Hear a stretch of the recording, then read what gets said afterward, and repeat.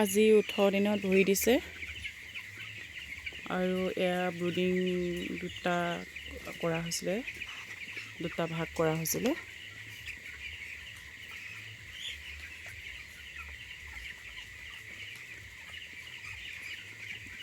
যিখিনি মাইকী আছিলে মুৰ্গী সেইখিনি সেই সিটো ৰুমলৈ লৈ যোৱা হ'ল, দুটা ৰুম, আৰু ইয়াত মতাখিনি ৰখা হৈছে।